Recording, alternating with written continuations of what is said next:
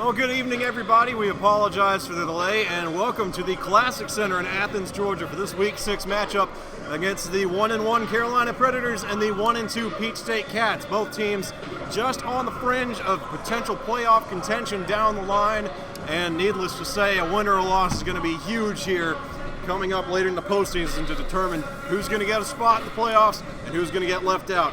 Hi, everybody. I'm Luke Ruff, joined as always by my partner in crime, Bob Fitzpatrick.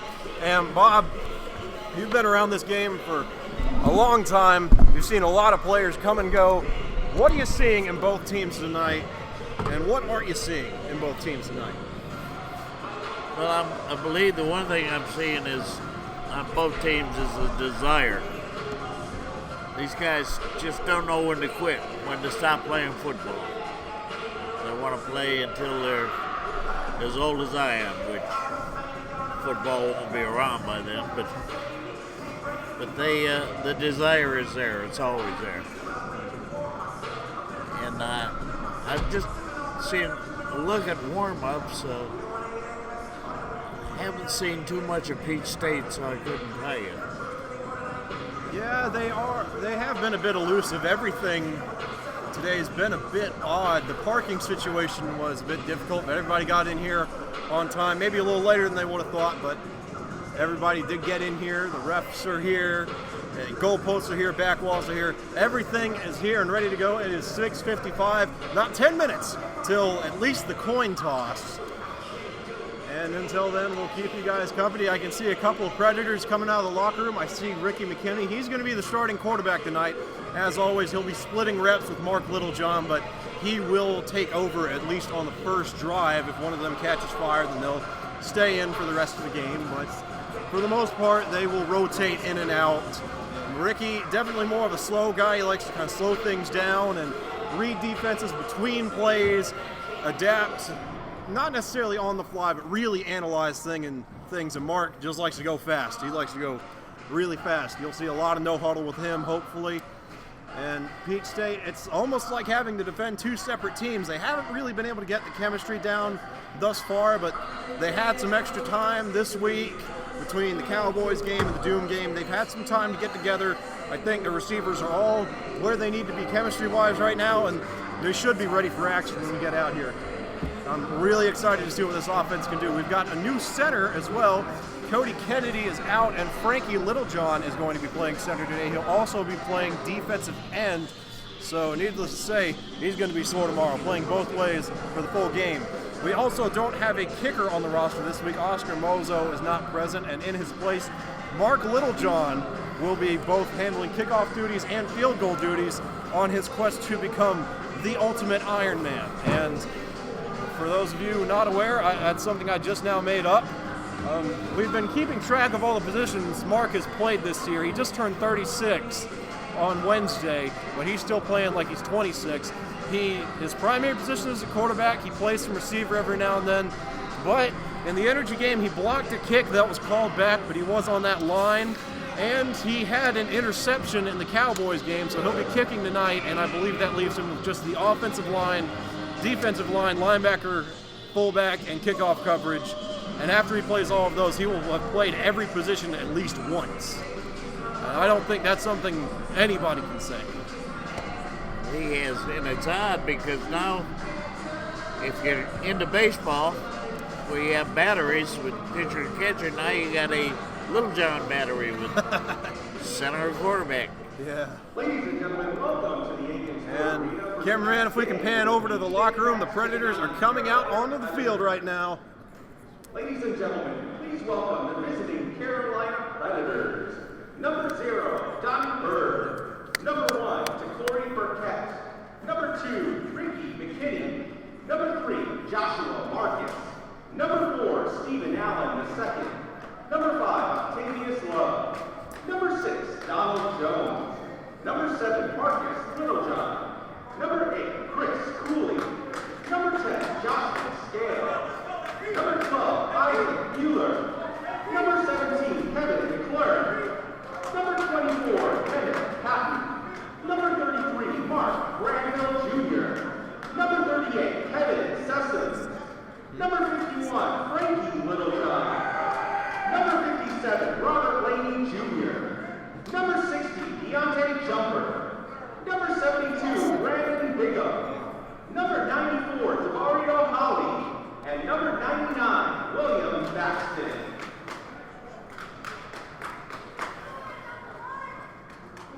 Your Predators will be in white tonight with their red helmets.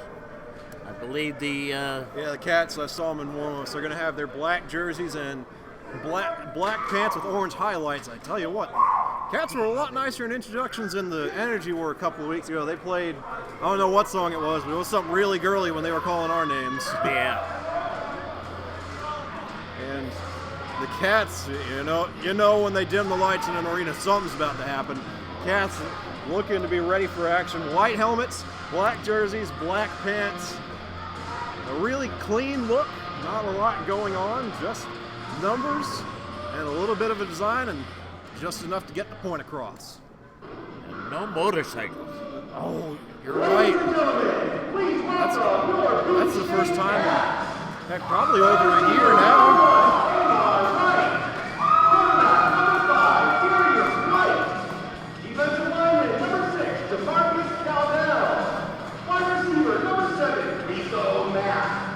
Quarterback, number 10, Chris A. Wide receiver, number 11, Kevin McFadden. Wide receiver, number 13, DQ Walford. Quarterback, number 14. Okay, this is interesting. I think Peach State's only shooting up 15 guys. Wide receiver, number 17. We'll have to count when they all come out on the field, but I think I only counted 15 heads back there. So at least one guy's going Iron Man. If you got 8 on offense and 8 on defense, there's going to be one guy overlapping.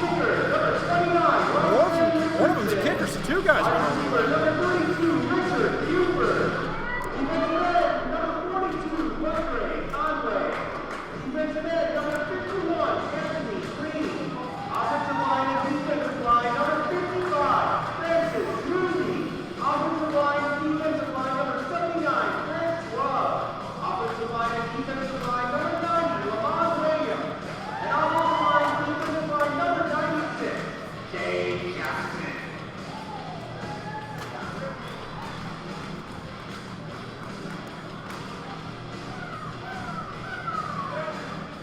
The Peach State Cats are first spot. this way. Go closer when you go out there. You know, Bob, I don't know how I missed this. The highlights on the Cats' pants are red. They're not orange. I've watched their film for 3 weeks straight, and I thought the highlights were orange. They're red. I don't know how I missed that.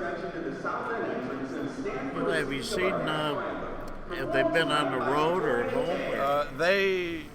They've been all over, and those are the only uniforms they've worn.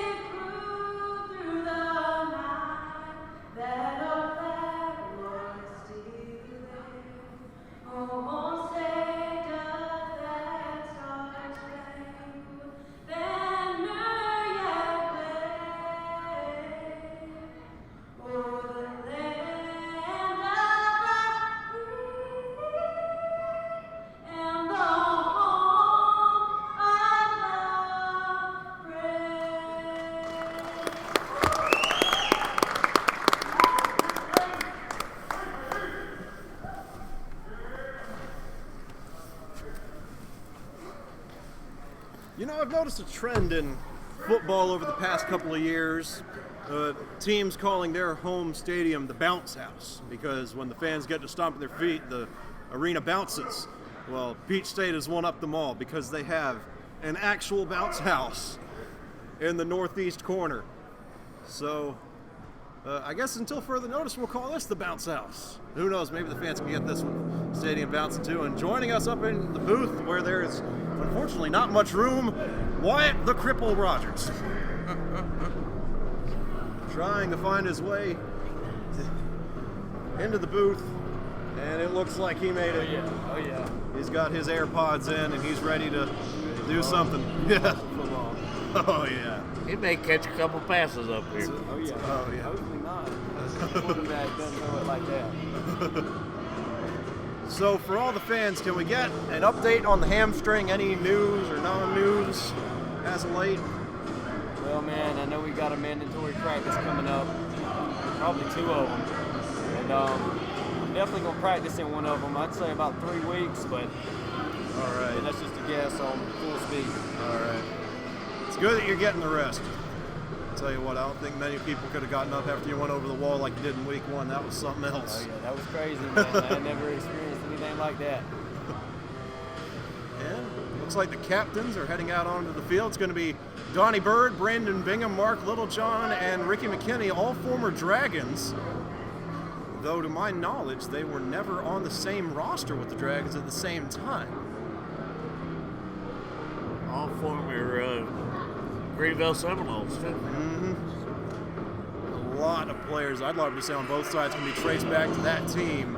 Greenville Seminoles, dating way back to semi-pro team where a lot of these guys got their start.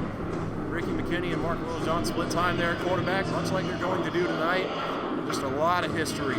And interestingly enough, a little bit of history between these two teams as well, or at least the players on them, because if you watched the Dragons games last year, if you watched any of the Dragons games last year, you know the Dragons had one win, and it was against the Peach State Cats. Against the Peach State Cats, and a lot of the players on that team that beat them last year. I see you, Frankie. I see you. Feeling good. Frankie says hi to everybody out there.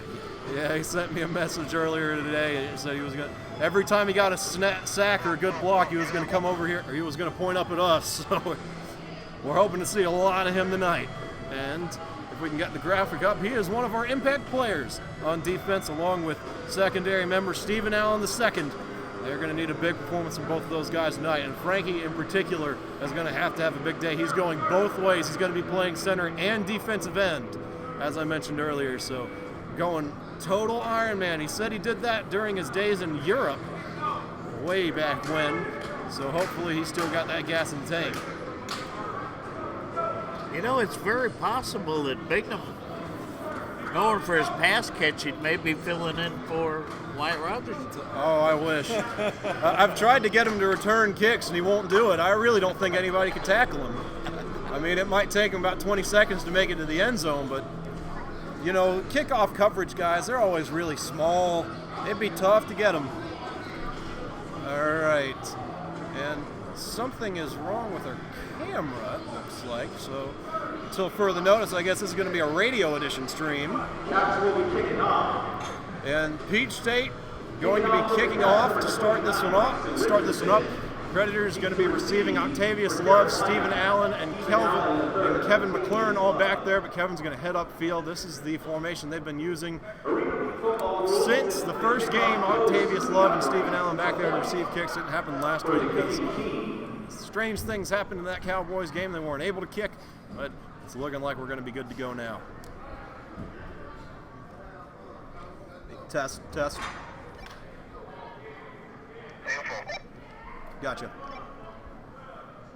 All right, Peach State fans, let's get ready to football. All right, and looks like those camera issues got resolved. We are ready for action here. Peach State did not give us a roster, but really I think there's only 2 names you need to know. They're both on offense. Number 1, Omar Wright, a receiver that has torched defenses all season long, and quarterback number 10, Chris Payne, who did not start last week against the Energy. There's your kickoff. Bounces it down. Love picks it up. He's going to bring it out. Oh, and off he He's goes. Look gonna at this. bust up the Octavius middle. Love, he's got to protect the ball, and he goes down past midfield. Down to the 19. I mean, You know, it always seems like the biggest plays start out to be complete disasters. I mean, that kick, it bounced awkwardly. Allen wasn't able to field it. Love wasn't able to field it. It touches the back wall of the end zone. And Arena, you've got to attempt to return the kick. It was a live ball. Love did the right thing, take it out, and then the blocking just really held up. And now we're going to see the offense led by Ricky McKinney for this opening drive. Donnie Bird in at fullback. Receivers, can't make out the numbers right now, but it looks like Corey Jumper is going to be in at center, or at tackle. Frankie Littlejohn.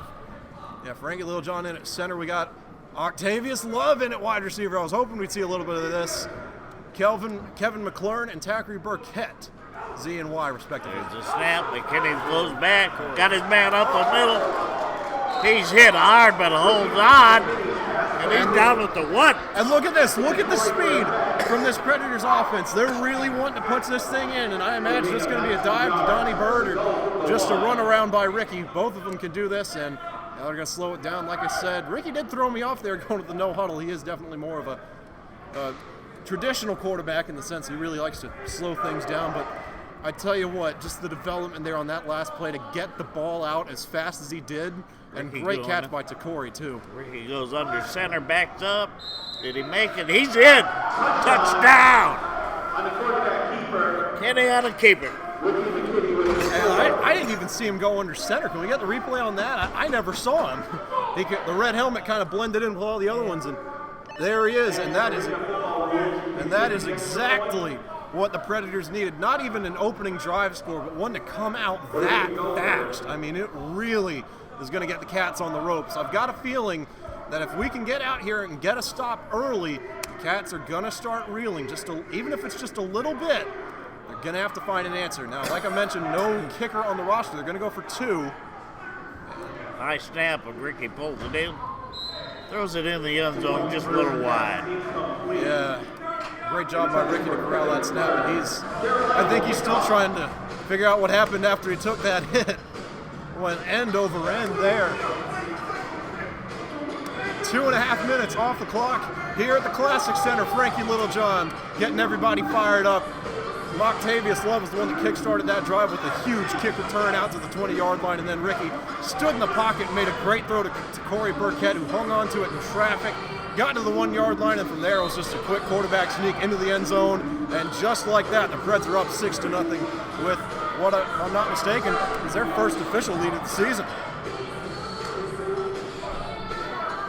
It's going to be interesting to see what happens on this kick here. The Predators only have 7 guys in the end zone, so I assume whoever is kicking is still yet to come out.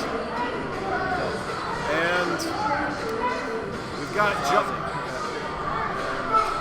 No, Isaac's not out there. Oh, Isaac is out there, so Isaac Mueller going to be kicking. Yeah, number 12.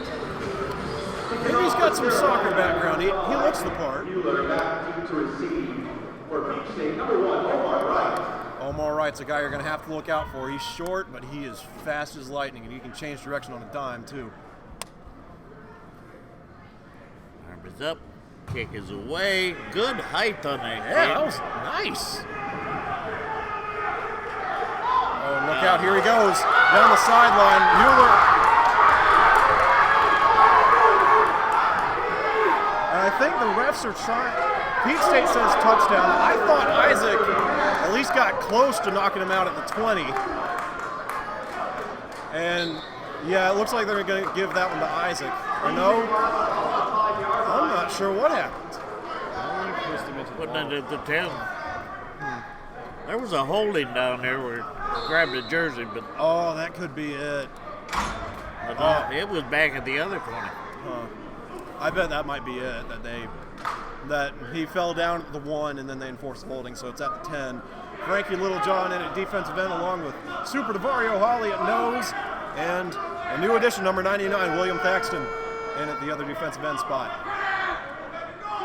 There's a snap, fades back, throws into the end zone, falls into the end zone, and we got a touchdown. Tie ball game. Yeah, wow. This is arena football. We haven't seen it all season with the Predators, really for many teams, but if this pace keeps up, you're going to see a really standard arena football game. Tons of scoring, not a lot of defense, just the way I like it. But I think all that happened right there was a staple of Sean's defense and Peach State maybe doing their homework. Because Sean is a very conservative play caller in the sense that he doesn't blitz a lot, and he sends his DBs pretty far down the field. And it was a good job of Chris Payne just picking up on that, seeing Allen in the soft zone and knowing his guy was going to be able to get to the end zone before Allen could push him out. 13 to hold, 29 to kick. That's a live ball. Kick hits the goalpost and bounces back, so it's no good. Yeah, and I don't know what I was thinking there because that's AFL rules. If the ball hits the crossbar in the AFL, it's live, but in here, it's dead, just like it is outside. So I tell you what, kick returns, the story so far. Whoever, mark my words, whoever has the better kick return game is going to have a really good chance to take this one home.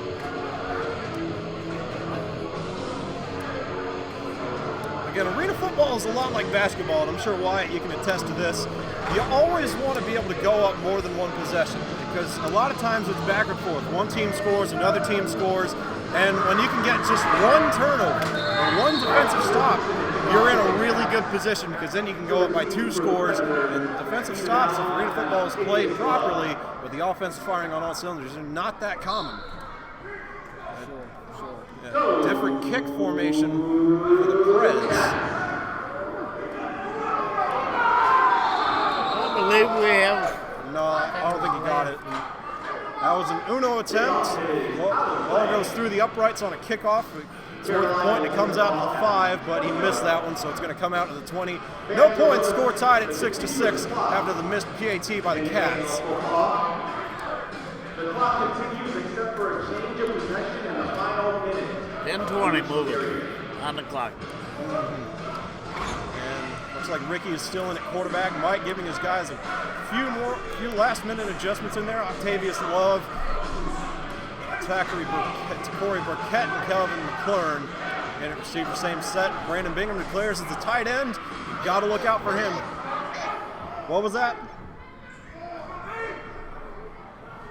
There's a snap. A little high, but McKinney gets it, hits his man, who is number... Yeah, that was Octavius Love, a great catch in traffic. And I really don't know why we didn't see him in at receiver earlier. It might have been Sean working his magic on him. What was that? Second down, Predators. Gotcha. They're at the 23.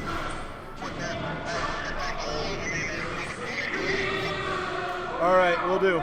At the 23 of Peach State. And Ricky's got a fall on this one. And great job by him just to corral it. Yes.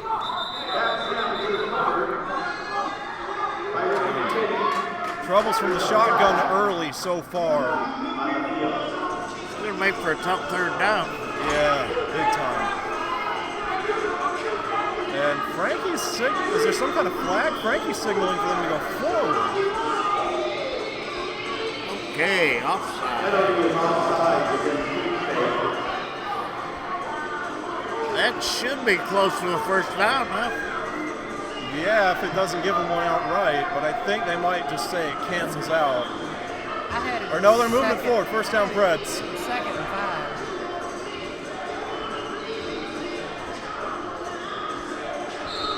Okay, the ball is the other side of the first down marker. Waiting for him to move the, yeah, it's going to be first down. Cover 2 zone.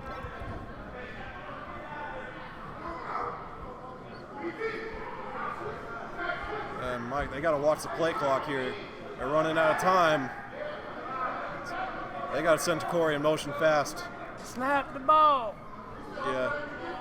And resetting the play clock. Okay. So, okay, ready for action. I'm looking at this defensive coverage. I think I know what's coming from Peach State. How will the Predators counteract it? Gonna lob the post up, and Burkett just overthrown. Burkett was in the end zone. I thought he got pushed, but probably not.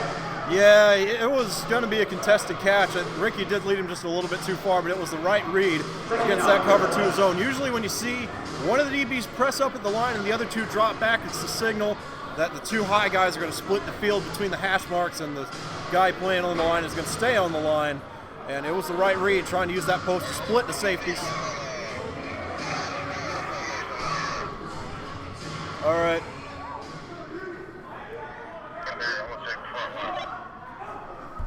Kevin Sesson then. And something went wrong. Yeah, Kevin wasn't ready for that one. Just bounced off his chest.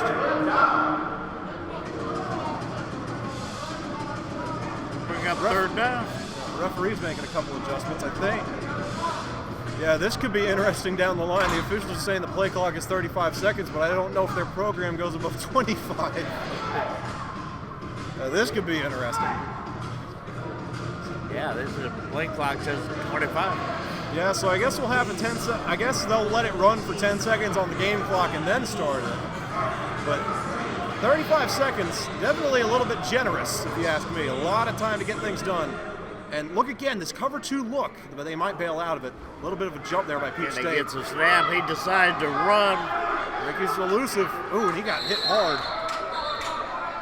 Well, when he gets slowed down and then get popped. Yeah. I think if we were in the NCAA, you could make a target for a targeting penalty, or make an argument for a targeting penalty, but this is the AAL, and we don't play by baby rules in here. It's going to be fourth and about, what do you say, 7? Yeah, we'll call this 4th and 8, round it off. I think it's 4th and 7.5. Brandon Mingman declares it's tight end. Corey Burkett is checked out. Yeah, look at the way they're aligned. They're going to be guarding these sticks. If they send someone deep, I think they got this touchdown. That's what they're looking for. They The ball was late, tipped away.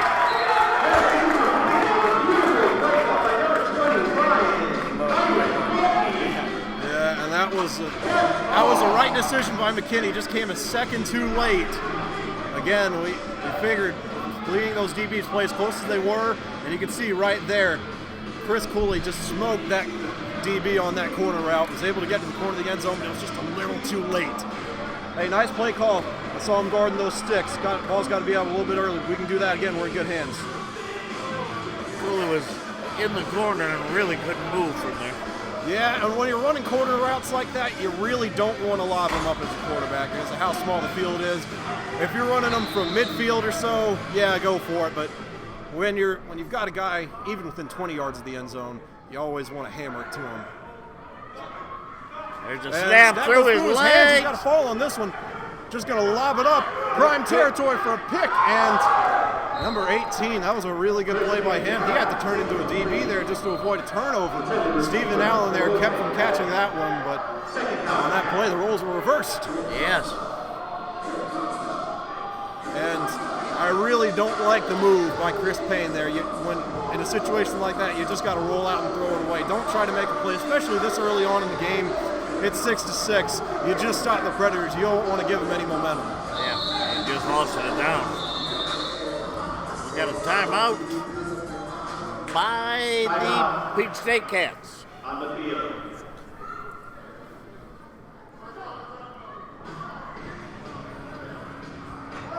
Timeout charge to Peach State.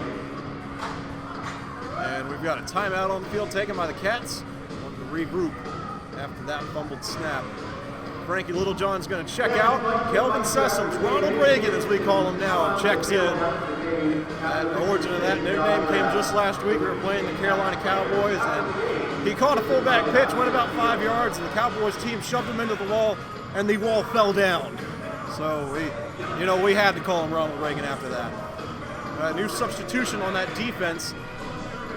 Looks like Love is out, and Joshua Scales is in to play the boundary spot in his place. 2nd and 10 for the Cats, following the incompletion. Cats are going shotgun. Snap is back. He got it, but he's big rush put on.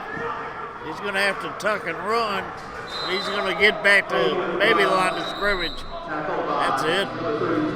Yeah, and I think this is where Chris Payne's rookie tendencies are showing right here. Because if you go back and watch the replay, he had 18 wide open in the same spot that he threw him the touchdown on against Stephen Allen. just sitting on a curl right in front of the first down marker, and Payne either never saw him or thought he could take it himself. But if you look on the other side, great zone coverage there by the Predators, able to trade off receivers with the switch combination and defended it perfectly, and really foils a shot there by the Cats. Third down, obvious passing situation, but most of arena football is. DB's playing pretty close to the line, but telegraphing his own coverage. Got it. Knocked away by Donald Jones. Donald Jones was on his way to the end zone. Yeah, but it's still a great play there. He's going to set up 4th down and 10. 3 incomplete passes on this drive so far. It's been easy going for the Predators defense to this point. Kelvin Sessom's going to check out. Frankie Littlejohn back in. I like the call, getting a speed rusher in there for this big 4th down. I see you, man. Littlejohn's getting ready out there. Camera freezing again for some reason. I'm not sure what's going on because all the graphics are working just fine. Peach State, yeah, just 12 seconds on the play clock. They got to get this thing off. Looking to go from bunch formation. Trying to beat that zone coverage again. Got it. Looks downfield, got a flag. And there was a bust. Oh my, wide open. It's a man in the end zone, but there is a flag.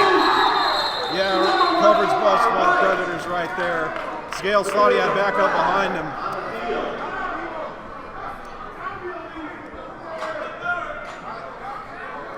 Well, Sean doesn't seem too mad. When Sean's not mad, usually things are all right. So. And the Cats are walking this one back. There are no offsides on the defense. Penalties decline, touchdown Cats. Here.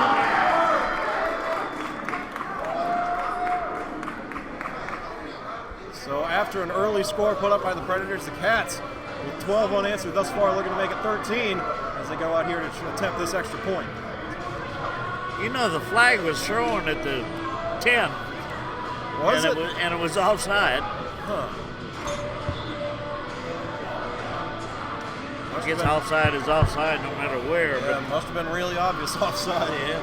Guy's got good vision. 13 to hold, 29 to kick. High snap. Kick is good. We have the scoreboard says 18 to 6, but I believe it's. The other scoreboard's fine. They got 2. The projector on the first is flickering, but the other one's reading 13 to 6 just fine.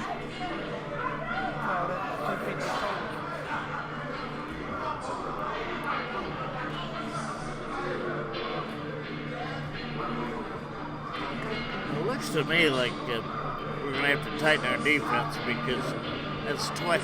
They did on their 4th down what we wanted to do on our 4th down. Yeah. Looking short and went deep.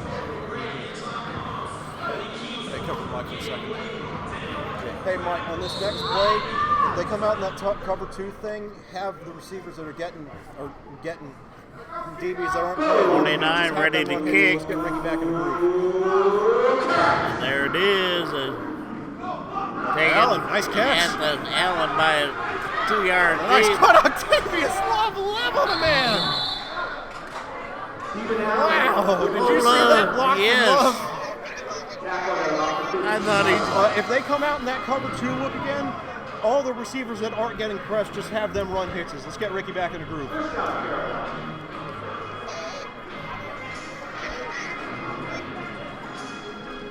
It'd be 9-1-1. That guy that's getting pressed, just have him run a streak, and then the other guys just run hitches. Man, Love blew that guy up. Yes. I had the guy making the tackle, and all of a sudden he was on his face. Peach State defense, you can tell. They're playing a little bit loose right now, or they look loose. They're not playing loose. They played really well on that last drive. Kenny's still in a quarterback. Mm-hmm. It's going to be a make or break right here. Snap is high. Going deep for Burkett, who caught it in He traffic caught that somehow. ball, and he done it to 5. Wow. With Yeah, Corey. that worked out great. He had Kevin open too. It was pick your poison.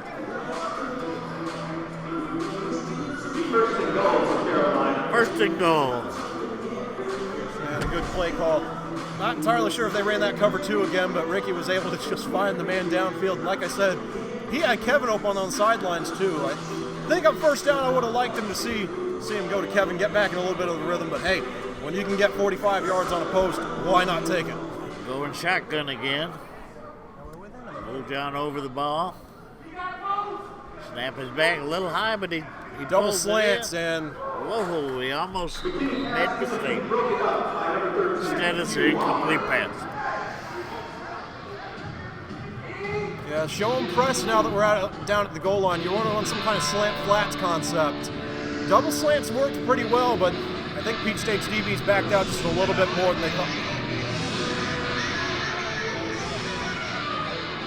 I can't hear you, but if you can hear me, I say slant flats or something if they press like this on third down. Burkett gonna go in motion to the right side. McKinney gets a snap, he rolls left. And I think that was an option. There's supposed to be an option pitch, but he didn't have time to pitch it. Yeah. Check down McKinney, tackled by number 55. Bring up third down and goal. Second down, Carolina. And now, indoors, you always hate to see a negative play, but this can actually clear things up for the Predators just a little bit. Passing lanes are going to be a bit more open down here, just a couple of more yards away from the end zone. You got a little bit more space to work with, and right here, I would not at all be surprised if we see them go to that smash concept. Hitch on the inside, corner on the outside, throw to the open man. And that's the end of the first quarter. I believe either that or there's a 75-yard penalty. End of the first quarter. And it looks like Mark is going to at least check into the game. I think he's coming in at receiver, wanting some height down here. Or no, it looks like he's just helping Ricky out with a couple of things. Yeah, they got 9 men on the field. Mark's going to head on back. Good to see him getting involved, though. You love to have your quarterbacks working together. Absolutely, and it's really shown, especially in that Cowboys game.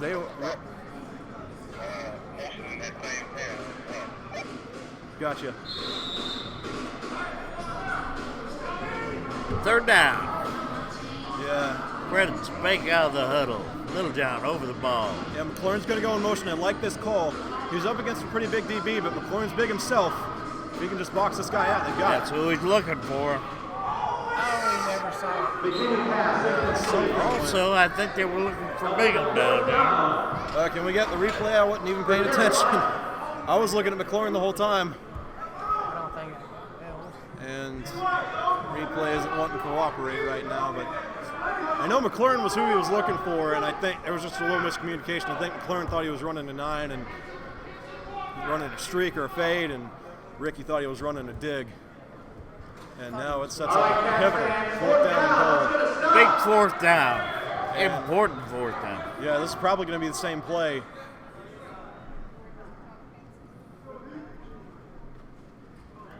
Clark goes into motion. And just through his hands, McLaurin couldn't hang on. He was open. He had a step on the receiver. Just couldn't haul it in. And diving catches, I know Wyatt. If you had to rank all the different catches a receiver could make, where is diving catches on the difficulty ladder? On the difficulty ladder. Yeah, like I imagine going over the wall is the hardest catch. Diving, is that up there? Oh, it's up there. That's up there. One-handers. Yeah. I was about a one-hander right there. Yeah.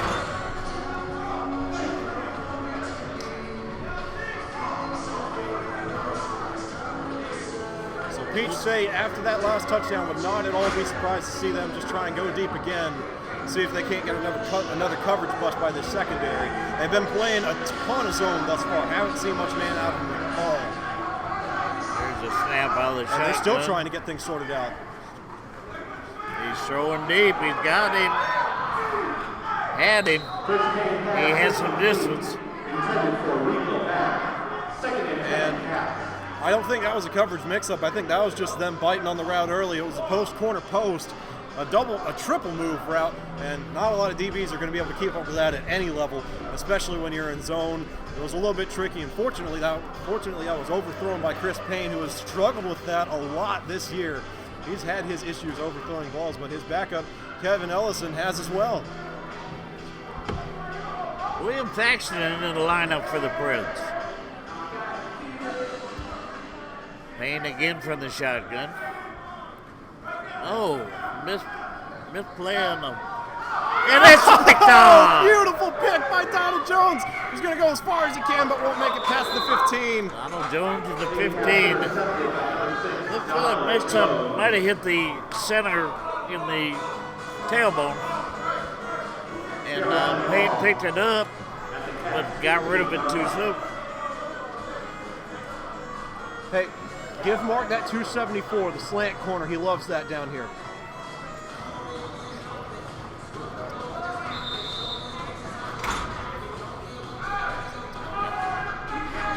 Little John in a receiver. Oh, is Ricky still in at quarterback? Well, Ricky's still in. I don't know which.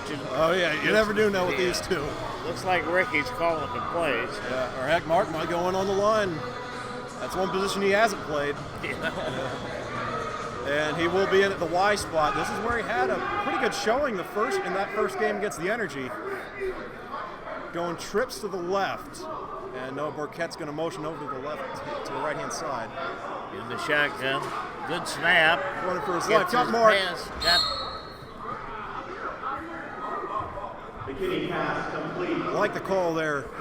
I'm not sure if Mark was his first read, but just a really nice out to get Ricky back in rhythm. It's only 2 yards, but I think the completion itself means more than the yards do. It's about getting Ricky some easy completions, getting him in a little bit of a groove, so maybe a little bit further down the line you can take a 10-yard shot or so to the end zone like he did on those last couple of drives.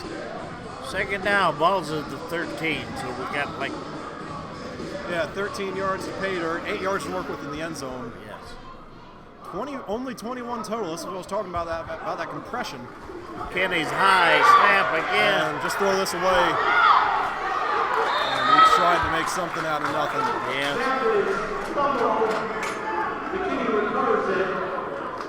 And the defensive line for Beach State has been going all out on every play. A tight end screen right here if we can get it off. Gonna be third. Tight end screen if we can pull it off. Got to get to the 5. Third Yeah. and what, a mile? It's Yeah. Third this is forever. officially third and I think 24. And Ricky in at quarterback. Bingham declares as the tight end. And you don't want to go for the end zone on a play like this. I think it'll catch them off guard a little bit.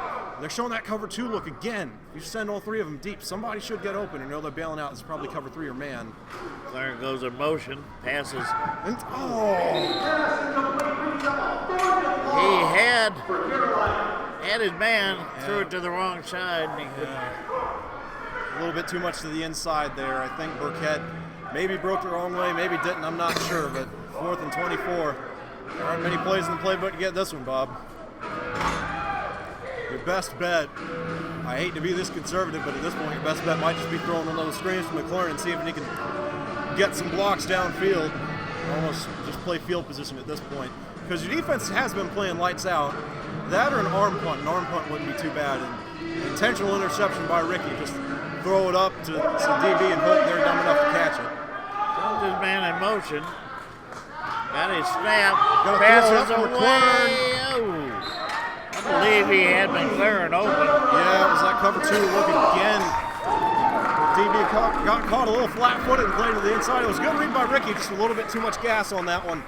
And Mark might be coming in on this next drive just to see if he can get a little something going. But until then, it's going to be the Predators' defense. They've given up 13 points thus far, but they've also got a big interception and almost set up a touchdown on that last drive before a fumbling snap derailed it. It has been a back-and-forth game, to say the least. And Chris Cooley in at DB. This is his first week. I'm not sure how much Sean's been talking to him, but if he's in, my guess is that this is going to be man-to-man, so they don't have any zone switch-offs. Well, Kane again taking the snap in the shotgun, gets his pass away. That was good time because it was just as the man pushed off. Yeah, and it was a great. You saw the reaction time there from 18 too. He was able to get his head around, and as soon as he turned around, he knew the ball was going to be in the air. And then Donald Jones just a split second behind him, and that's what you have to play with as a DB. You never know what the guy in front of you is going to do, so you're always fighting human reaction time, fighting yourself, trying to get your feet underneath you and make a play. 2nd and 5, maybe Wright's 4. going in motion. Got to watch out for him. They're giving him a lot of leverage to the inside. If they run the corner, he's done. There was no doubt who he was going to on me. Yeah, and if you go back, 3rd down for the Cats. hey, we got to watch the inside leverage against Wright. They're going to be running corners like that down here. We got to watch that inside leverage against that motion man. They're going to be running corners down here.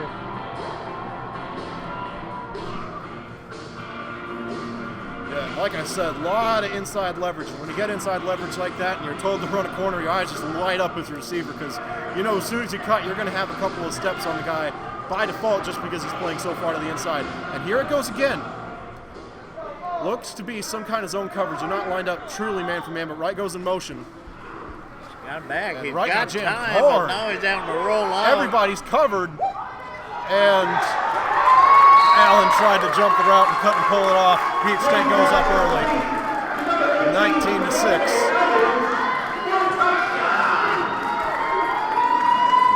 Well, that was a mistake. Yeah, just trying to make a little too much happen on that one. I like the aggressiveness, like him going for the pick, but just didn't pay off there. Especially on the wall like that. Going for interceptions on the wall usually doesn't work out. All you have to do is, kind of give the receiver a little something into the wall. Usually the refs won't call it, and just get him out of the way of the pass, because on plays like that, the receiver can usually use the wall to his advantage if the DB goes for an interception. The kick was almost blocked by number 33, Mark Granville. It was not, but it's still no good, so score remained 19-6. Have not seen a successful PAT to this point. So, Predators in a hole early. Well, actually not that early because there's 5 minutes left in the second quarter. We're closing in on halftime, and I don't even think it's been half an hour. Game's been going fast, I'll give it that.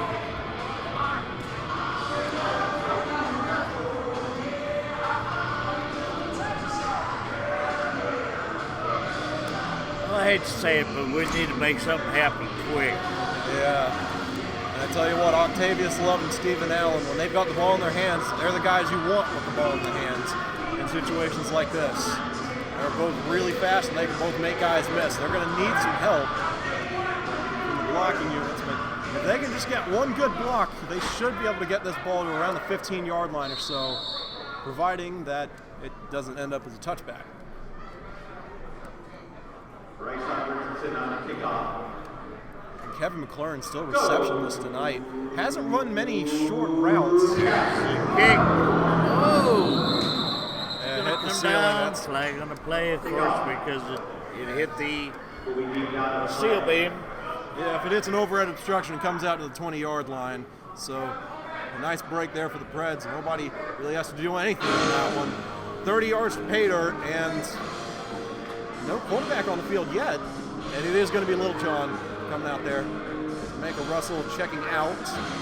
Octavius Love, Isaac Mueller in at receiver, and Kevin McLaurin rounding everything out. Ridge Laney checks in at tackle.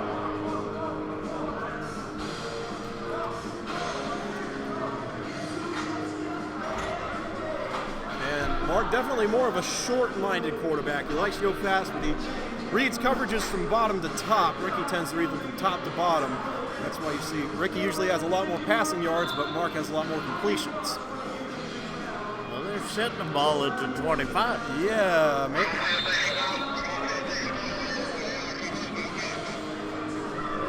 What was that last part?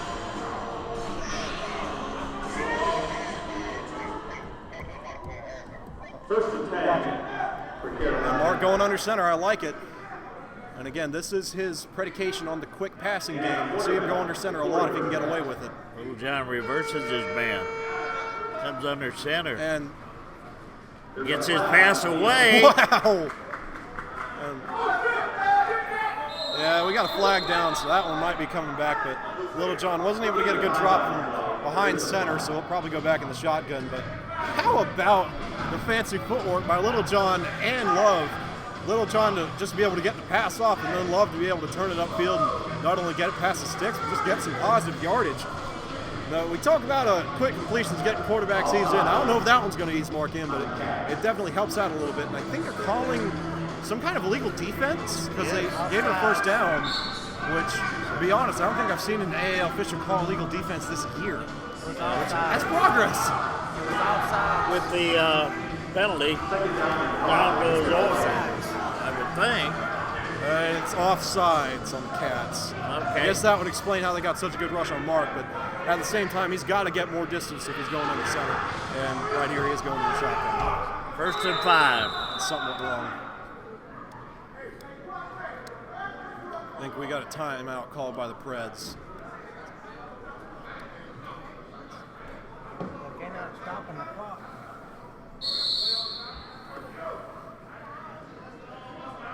I guess it wasn't an official timeout. Yeah, but they didn't stop the clock for it. They ran 15 seconds. Yeah, that's something I've never understood. This craze about getting arena football games under 2 hours, about getting fans in and getting them out. I mean, what's the point of that? If you pay money to come to a game, you want to get your money's worth. You don't want to be in and out in 2 hours. Yeah, you for come- 3-hour games, man. Come out at 7 o'clock. Offsides again, free play, and they blow it dead. Oh, I mean, for what it's worth, Love did catch it. I wish they hadn't blown that one dead. Did they not stop at that time? I don't know why he blew it dead. That's a free play. I think he was so far offsides by the time they snapped it, they thrown the flag before Frankie even looked up. Clock is still running. Yeah. Yeah.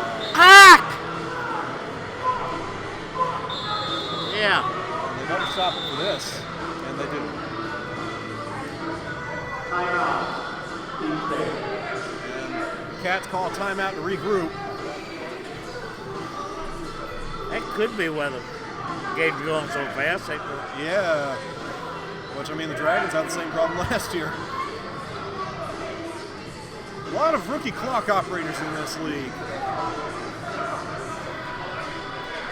I think a lot of times they get a guy out of the stands and they say, okay, you run the clock. I don't think it's that late. Mike getting his guys together. He's smiling. He must have a good play ready.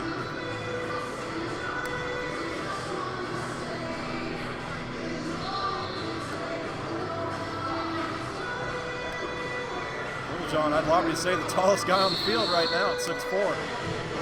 Standing just a hair above everybody else, height-wise. And McLaurin and Mueller double-checking on the routes. Octavius Love has not come out at receiver this game. That's very surprising. A welcome one.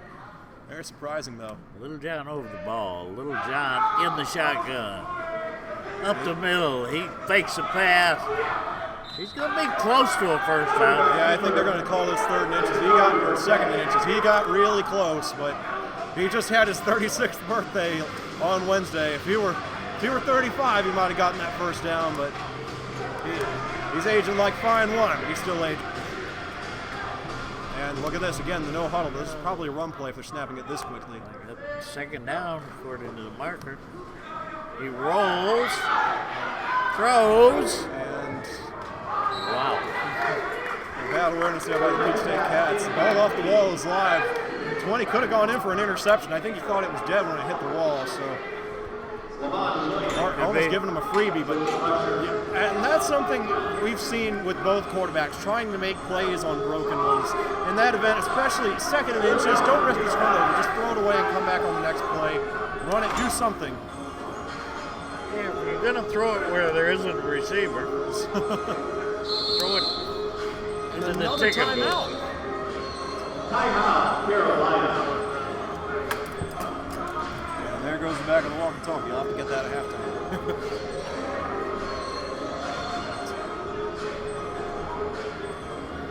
So the Predators going to have to come up. I tell you what, with 2 minutes left and the 1 minute warning timeout looming, I think you need to start gambling to run the clock as much as you can, because again, the Peach State Cats are going to get this ball to start the second half. The last thing you want to do is score here, turn it over, and give the Cats sufficient time to go down, score again, and then score once more to open up the second half, because you can't respond to something like that. Especially They need when to, you're 2 down. yeah, they need to run as much of this clock off as they can, and preferably score with 0 minutes and 0 seconds on that clock, which would mean some kind of run right here. And I would imagine a run to Kelvin Sessoms. He hasn't carried it this game. Yeah, you're talking 3rd and inches. Yeah.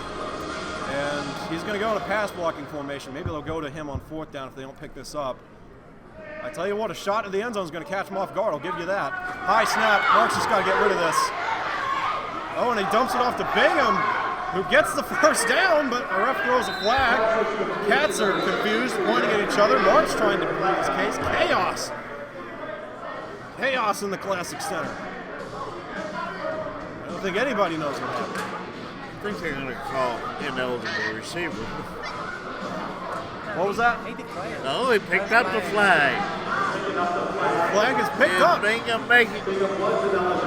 Yeah, I think, Bob, you might hit it on the head. Ineligible receiver downfield, but Bingham declared as a tight end. He's eligible as a receiver, and I really don't know if he was the intended receiver on that one or if he was even called to catch a route, but needless to say, he did catch it. He rumbled forward for the first down. For the first down, yes, sir. That's what I was talking about earlier about wanting him to return kicks. Like, he ain't the fastest guy in the world, but it takes 3 or 4 people to bring him down.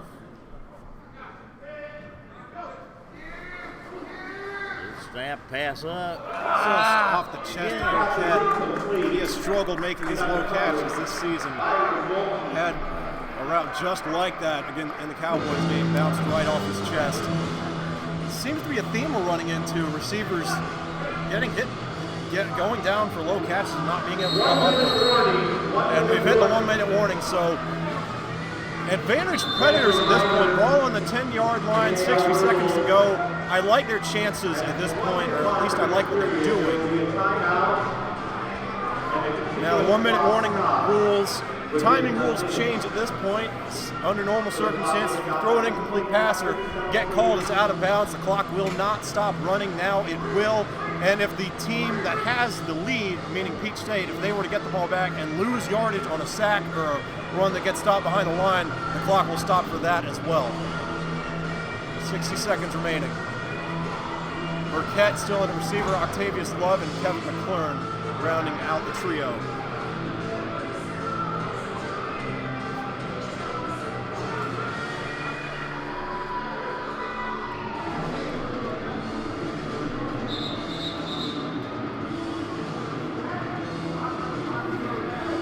They added 5/10 of a second back onto the clock. Yeah. We do have 1 minute. And Burkett going to be in the man motion looking for redemption. Catch showing cover 2. You want to hit him right on that Best Western sign. Little John, a high snap again. Little John, he's gonna make it to the 5, maybe the 6. Yeah, not a bad play there because the clock is going to keep running. So you want to roll a little bit of time off of this, not too much, because you got to make sure you give yourself a chance to score. Snapping this with about 40 to 35 seconds is going to do you good. It's about where you want to be. But at the same time, if you do snap it with that time, you don't want to score on this play, as strange as that sounds. There is the snap. Oh, in it, out of the hands of McClure. Man. Incomplete pass does something, Clark. Yeah, drop city tonight. Yes. Interesting to say the least, because drops haven't been a problem for the Predators all season. It's just now starting to become an issue, and now the Predators have to score because it's 4th and goal. Though at this point, with the inside leverage McLaurin is getting, I think I just throw a fade up to him and hope for a PI penalty. And this is going to be a pick 6.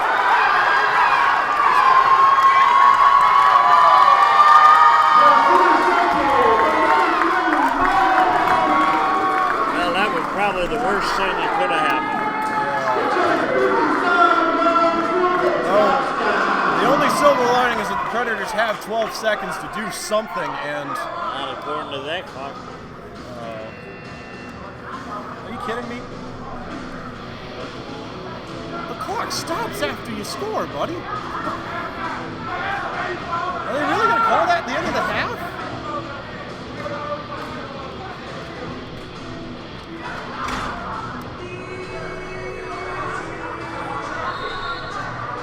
Surely they're not going to call that at the end of the half.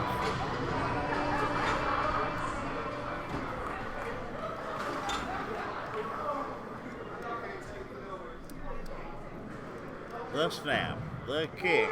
Kick is good. Almost blocked. They're saying the clock is done.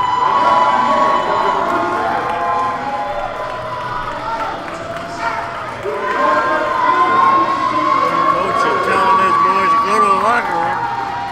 Yeah, I think that's what the players are telling the officials, trying to get this figured out.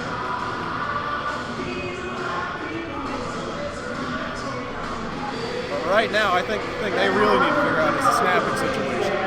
Yeah. That has been the main issue. Yeah, 'cause if that takes even half a second off of your play, gives them a half a second more to get into you. Well, I'm going to head down to the locker room with the players. I'll be back in about 10 minutes. I will see you guys in a second.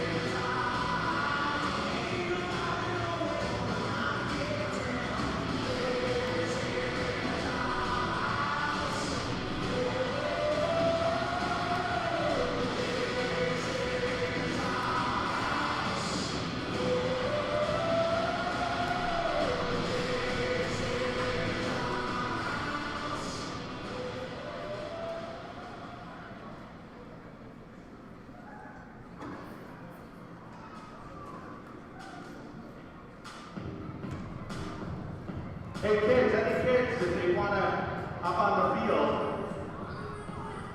for the next 10 minutes or so, go on by the concession stand area. You can get on the field, toss the footballs around, and we'll call you off in about 10 minutes.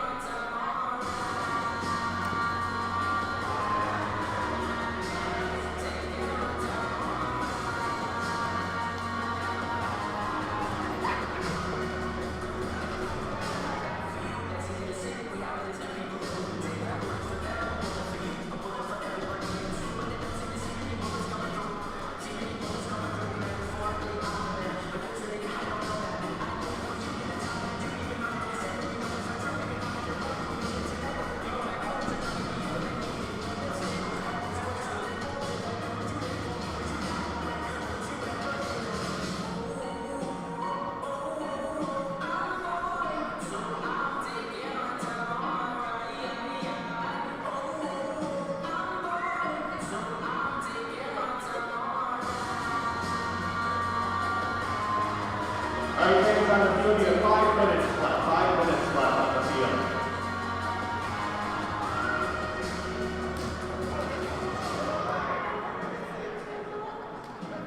Correction, 5 minutes until intermission is over. 1 minute on the field.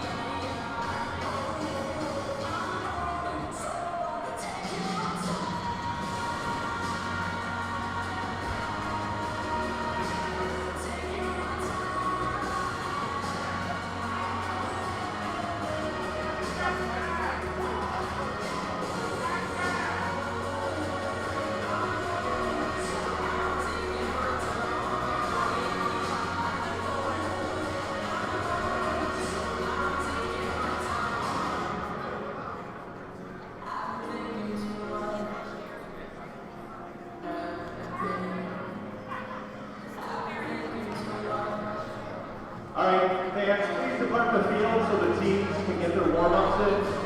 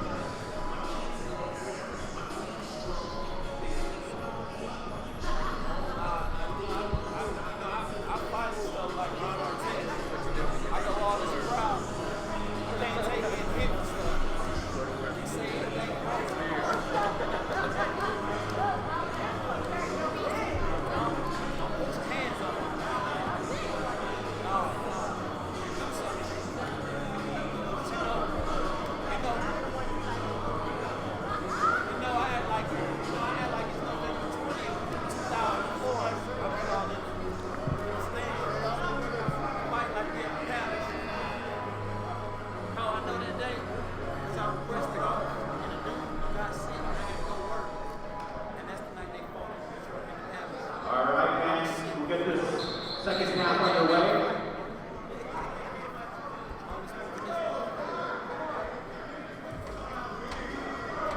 Each state will be receiving.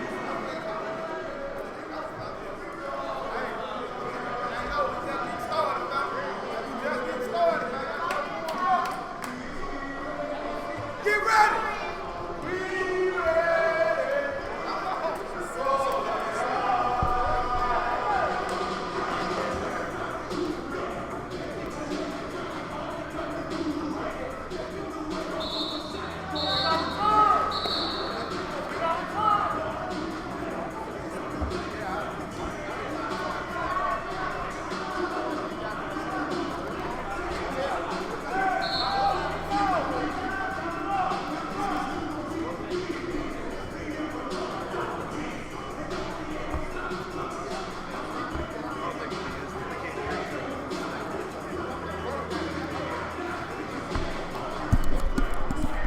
Well, I tell you what, Bob, and you know, you played with Sean for a couple of games, I'm sure you'll know, but that locker room, that was scary. Sean was not happy, and he is not fun when he's not happy. Well, that's the truth. It's that police officer in him. Yeah, and we might have a bit of a development in the Ultimate Ironman Challenge from Mark. He chewed out the lineman, and he said that if they can't block, he'll go in and do it himself. Which, I like the mentality, but at 6'4", 181, I don't know if he can pull that off. And that's a generous 181. Yeah. Soaking wet.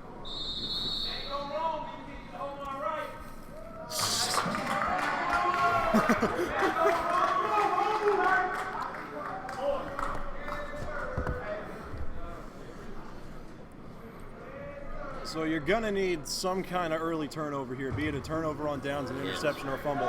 Something's gonna have to go wrong for the Cats because right here you can't let them score.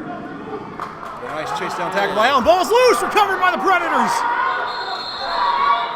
That is exactly what they Steve Allen, one of our impact players, able to strip that one out, and it was recovered by Jamaica Russell. There's your turnover. All right. But now comes the hard part, finding a way to capitalize. We think, trying to make a few adjustments. We all proposed a few. There's time to impose some of them, not time to impose others. We're going to try to bring the quarterbacks just a little bit closer to the center so the snaps aren't as high. But whether or not that stands remains to be seen. Were there practicing snaps in the locker room? No, unfortunately, that never crossed our minds. They're running the clock, and you don't run it after that, especially after a turnover. Whatever. I can't keep up with it because I stop it when you're supposed to. All personnel groupings remain the same. Okay, Burkett's getting really good inside leverage. If you want a corner, you got it. McKinney back in the quarterback. Goes to McLaren in and out of his hands. Man. And especially when you're down by 20 points, I appreciate the drive to look upfield and try to make a man miss, but you got to catch the ball. You got to look it in, especially when the quarterback's trying to get in a rhythm like that with a short pass that's obviously not meant to get a touchdown, but just to get him in a rhythm, you got to hang on to that thing. And that's the second drop, or the second focus drop, I'd love to say, by McLaurin thus far. It's just a matter of him. These receivers have got to know at this point in the game, you have to look the ball in. Don't worry about the yards after Kenny the in the catch. shotgun. It was a run from the get-go. Oh, and that was a good play. And Ricky is in the end zone. Touchdown. And Ricky's down. But his sacrifice was very worthy. And I tell you what, I don't know how we didn't think about that, but that might be the way to stop these pass rushes from coming in. Not with the receiver going in, or not with the tight end screen, but with quarterback running away as soon as the ball is snapped, or running right between those defensive ends. They're huddling around Ricky. Yeah, this looks serious. Yes.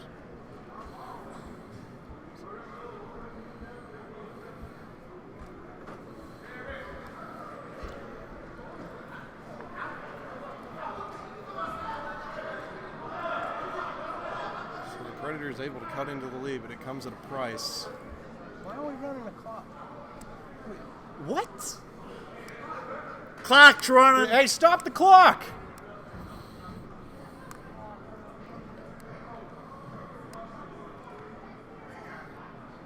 Yeah, I've never seen that before. I have. And I don't think in this case it's on purpose, but I have seen it on purpose a lot. Let's put something on. That would be 12.55. 12.55, what I got. Yeah, and you really hate to see this for Rick, because in the locker room he had just said, I'm not sore, I'm just beat up. I'm not tired, I'm just beat up. And those body blows from the defense piling up already. I just hope he's okay. I didn't see the hit, but Okay. I mean, he ran into a real traffic jam getting that touchdown. yes. And he is up, ready to go. And he's up. I don't know. I don't think I'd want to see him play after taking a hit like that, but it's a great sign to see that he's walking. And again, his sacrifice was a very worthy one. If you're going to go out on if you're going to get injured, you may as well score while you're doing it. And he sure did score.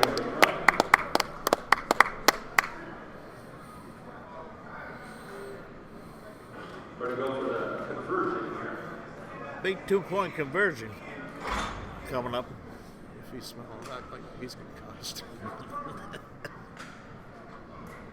Okay, going to go in motion. This is something else they talked about in the locker room as well, utilizing this Crips formation a little bit, just to try and see if the Cats are playing zone or not, I imagine. But this looks to be straight man-to-man.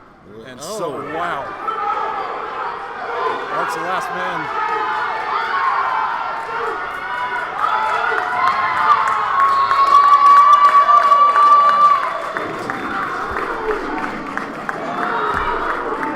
That's not 6, is it? No, it's just 2. It's a big shift in momentum.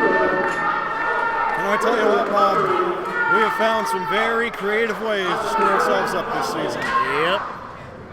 Very creative indeed. And they're counting as a touchdown. Hey, that's 2 points! That's not 6, that's 2! And they got it sorted out.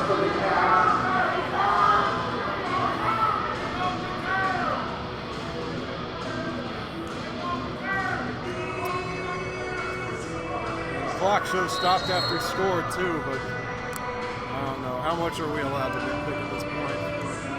Because pretty much every arena team nowadays runs the clock after it. Again, I don't know what that's about. Like if I pay money to get in the game, I want a long game. I don't want to be in and out in an hour. Yeah.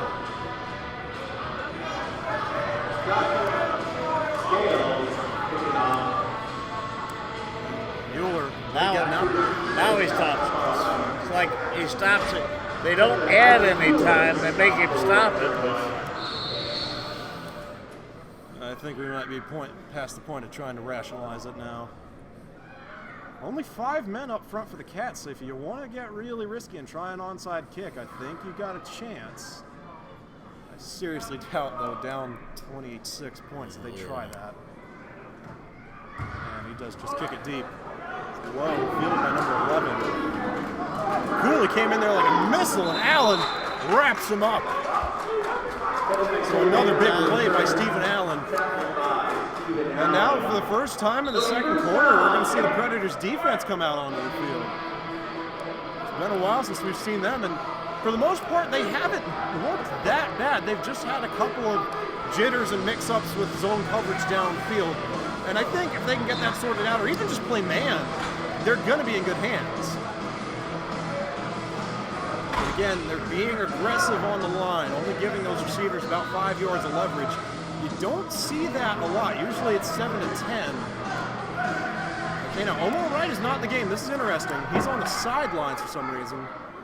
He's their best weapon. Payne in the shotgun. It's a snap, looks That is the straight downfield. man-to-man. Ball's late. Late, hung in the air too long, and that's usually a recipe for disaster. But Donald Jones is really able to close in on that one. Awesome speed from him to be able to track that thing in the air and make sure the receiver didn't even have a chance to catch it. It was overthrown anyway, but making sure there wasn't even a shot at it. that extra point attempt, it looked like that was a planned play, that it was going to be a direct snap to Kelvin. Yeah. Again, though, the snaps have just been high. That's been the issue so far. Yeah. We'll have to check. I think that was the hesitation with moving the quarterback a little bit closer to center, was checking the rules on that. And great read by Payne there, but the defense swarming and takes him down after a gain of 2. 2nd and 8. They got the camera back. So, a big play for the Predators, no doubt. Even though it's 3rd down and teams pretty much always go for it on 4th. And timeout taken. Clock does stop at 9:40. Kelvin Susson's going to check in. Want to get a little bit of speed on that defensive line. Super Dario Holly checks out.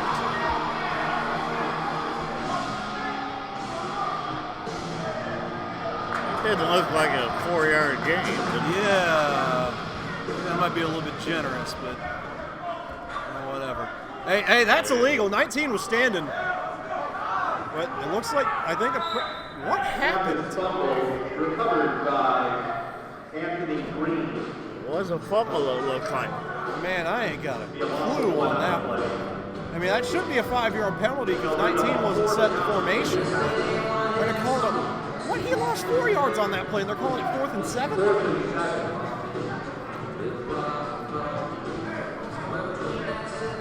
Weird. They're going to go deep, so watch them. I don't necessarily. Well, I don't know because it's 4th and 7. It's a big down, yeah, but it's pretty versatile. I'd imagine you're going to have probably a short, intermediate, and a deep, so the quarterback has options. But again, Omar Wright not in at receiver. Oh, switch coverage there from the defense. And Donald Jones getting physical, and it breaks up, and we got a flag down. It's in the backfield, and Payne did roll out. This could be a hold, but it also could be on Jones. He got pretty physical there. Holding on the offense, penalty decline, turnover forced by the Predators defense. And that was something else Sean really got onto the DBs about. He was really upset about that touchdown they gave up against number 18 when Stephen Allen had him pinned against the wall and just couldn't bring him down. He got his guy. He's told him, he said, you got to be physical. You got, because this is arena football. Send somebody over the wall. He didn't phrase it like that. He phrased it in a way I can't really say on the stream, but he definitely got the point across. We can see it on that play. Jones just coming in, playing soft most of the first half, and then comes out really, really being physical, breaking up that pass himself, not waiting for the receiver to make a mistake there. Awesome play forced there by the Predators defense, and it's going to bring up a pivotal drive for the offense. Pretty Ricky back in the quarterback. I don't know if I like this call. He got pretty banged up. I guess we'll see how banged up he was. So if he put himself in, he must be okay. Hits him man. Nice Complete. one. That was Octavius Love going to the ground on a quick hitch. Another thing we talked about, making sure the quarterbacks read coverages from bottom to top. Take the short routes first. It's going to set up a 2nd and 4, but it helps to get Ricky comfortable in the pocket. Helps to get him a little bit of a rhythm. That's what you want to see. I think Mark is definitely more of a rhythm passer than Ricky is, but especially as long as you've been around football, it can't hurt a quarterback to get in some kind of groove. Ricky, tuck and run. And he's just got to throw this away.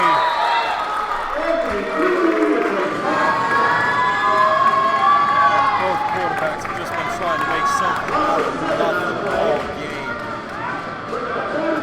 And it has hurt them almost as much as the line breakdowns have. They have, in situations like that, because Ricky had running lanes, or at least space to get his arm up twice.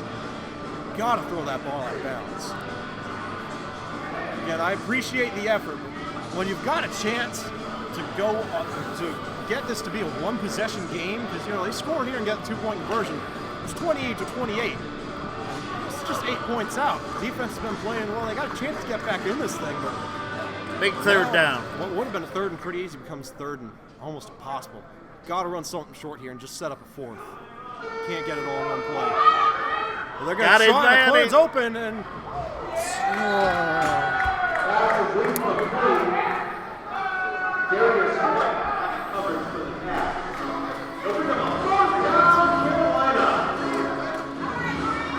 Arena football is a whole different animal.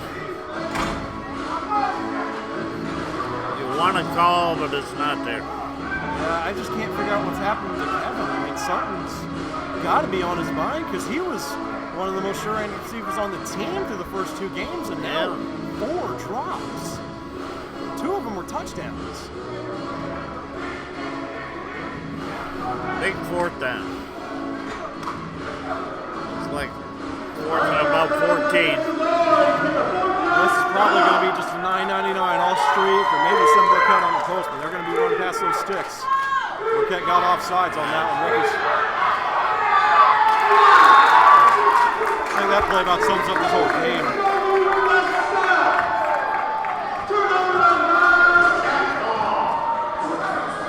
Predators keep shooting themselves on the foot. Like I said, we've come up with some very creative ways to end promising drives. Just blows me away.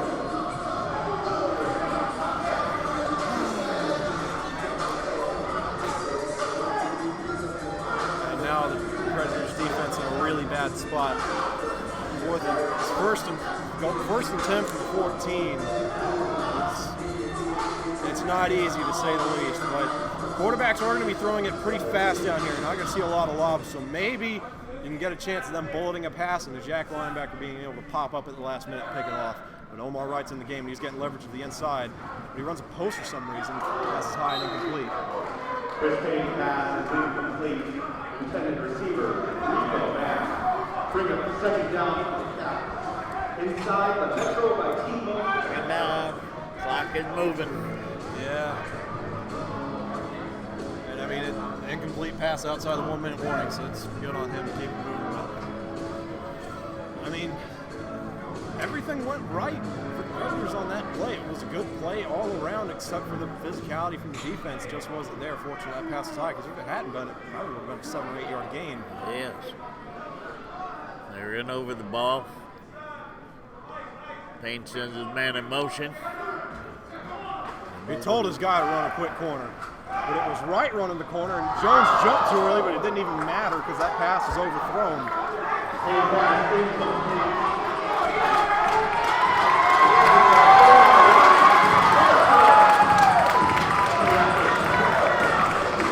Talk about the old college stride.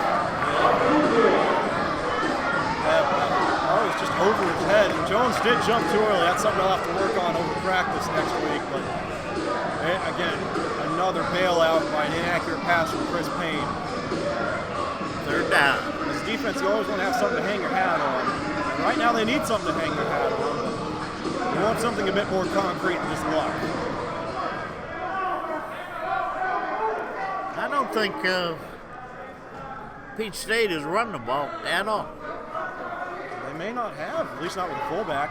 Pass rush hitting home, but Payne runs out, juking some men. He won't get past the sticks, but he'll get inside the 10. Ball's going to be spotted at the 7.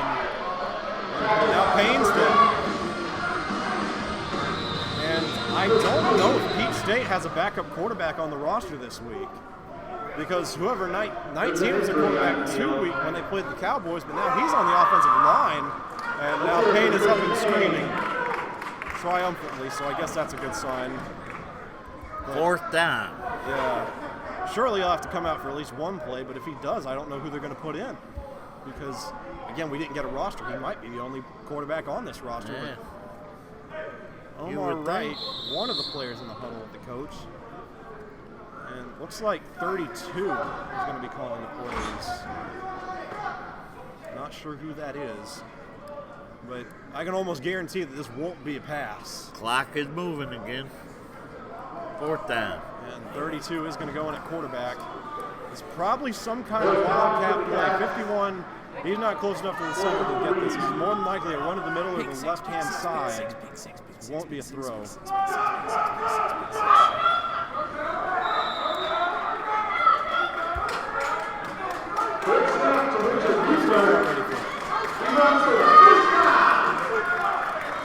And this is where you miss Mitchell Harris. Again, we're not sure where he is, but he's not here this week. And that back spot, he wasn't the fastest guy in the world, but he was strong, he was smart, and he could sniff out plays pretty quickly there.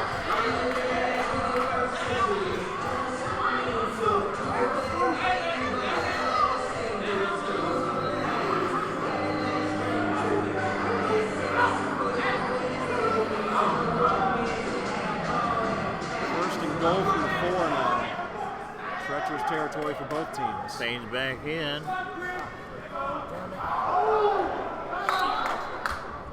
I'm saying that's incomplete because Yeah, I think Granville got a piece of that one, but Cooley did get beat off the line, but was able to make it back up and really get in there at the last second.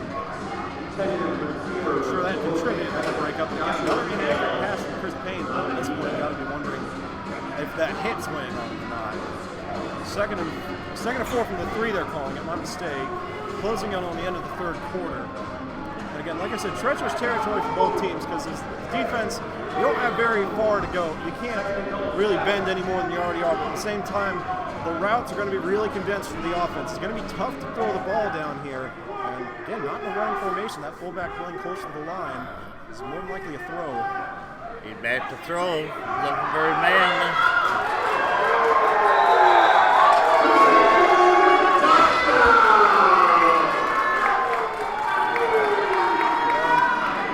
Hats off to Payne for the effort. I mean, he got hammered going into the end zone there and was still able not only to hang on to the ball, but get past the goal line. Great effort by him. Granville did all he could to stop him, but the bounce off is what got him in. Peach State with only 6 men on the field. It's 7 and 8 now. Play clock not running. That's the end of the third quarter with your score. Your Peach State Cats 34, Carolina Running 12. Clock kept running. I don't even know anymore. I mean, after touchdowns, teams used to didn't do it, but now they do. I don't like it again. I don't like running the clock when nothing's happening. They're running the clock now. Last part. Yeah, clock is running for the extra Yeah, point. that doesn't happen. PAT is good. That's about 35-12. And with that touchdown in PAT, the Cats officially have their highest scoring output of the season. They put up 32 against the Cowboys. They put up 35.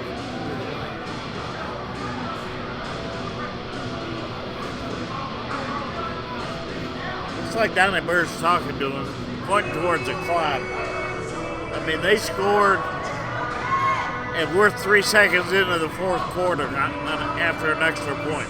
Now it's back to 15. I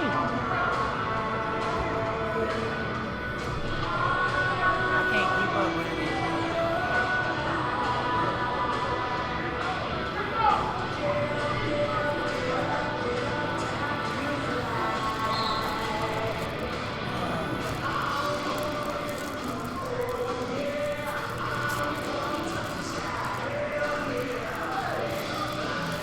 Yeah, let's switch ends.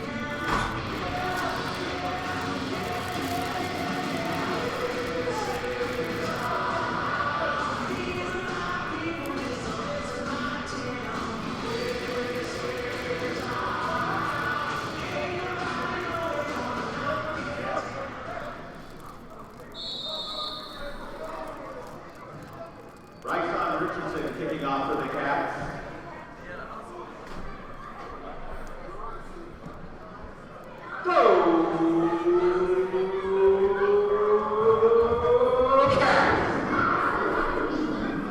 Ball off the walls live. Has to be fielded.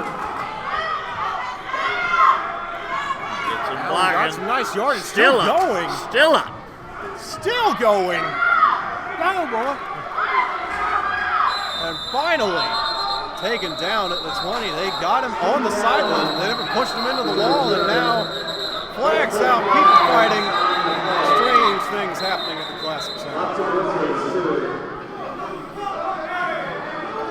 That was Allen 2 on the run, return.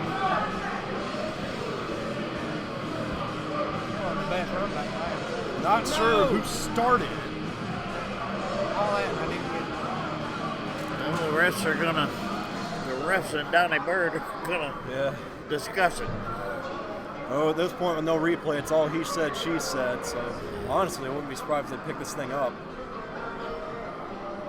And they're going to call it against Peach State. Okay. And we're on on the 20, so that's not going to be a 15-yarder. They'll have the distance to the goal. The ball should be spotted at the 10, which means it's going to be goal to go for the Predators out of the box. Depends on where they start from. Yeah, they're not moving it up.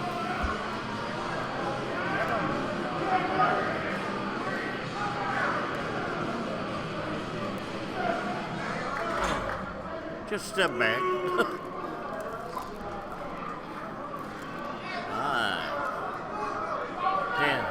10-yard penalty.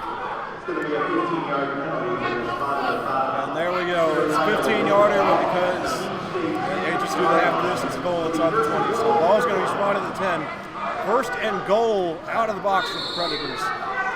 And again, if there's been an area where the Predators have struggled more than they have in another area, it's been red zone offense. A thorn in their side.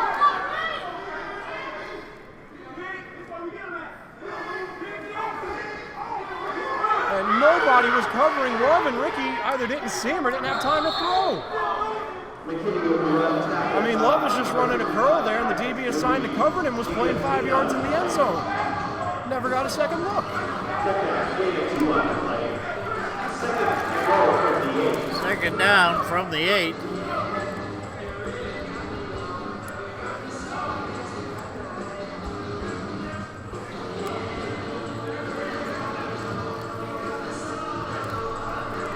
Kenny back in the shotgun.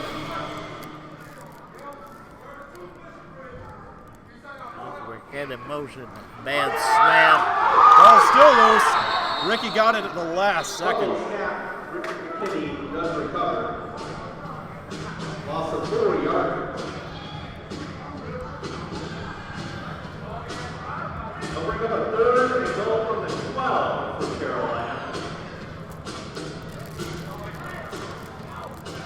Tick-tock goes the clock. Kelvin Sessom's checking in to play offensive line. Rich Laney coming out. Whatever works at this point, I suppose. Or no, Sessom's in at fullback. My correction. Loss of 2 on that last play. 3rd and 12. 3rd and goal from the 12. We're just lucky to recover. McKinney back. Hits his man. Got his man. That was well fighting forward to try and make this a 4th and manager. They're going to call this 4th and 9 likely. It's a little slow to get up. Heading back to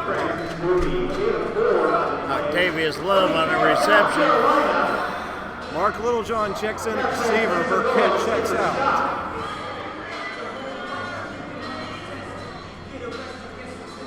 Who knows? He may be going in at line.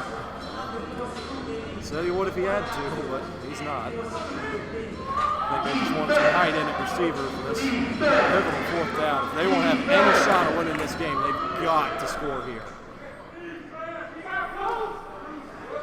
Snaps low. Ricky has to run for his life. Tries to throw. Nothing happens. Gets forced into the wall at the 7. Turnover on downs, and the Pats will take over once more. With the stop, turnover down, Cats. How long did Ricky have to throw that ball? I mean, it was less than a second there. I think he had to know he couldn't take it in. I know, but I mean, if you watch that replay, the defense is in the backfield before Ricky even touches the ball. I mean, it's just ridiculous. Had man open.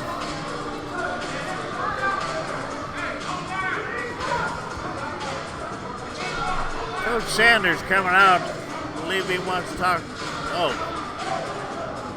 He's out for defense. Yeah. And at the very least, they'll have the opportunity to defend the long field. So a lot of chances for things to go right for the Predators on defense, though, at this point. Unless they get a pick 6 within 2 or 3 plays, this one might be over. They pick 6 it right here.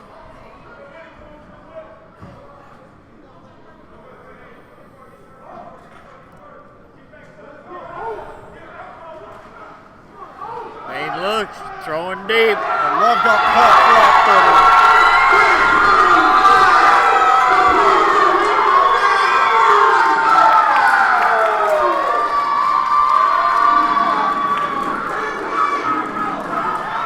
Correction, that was Chris Cooley.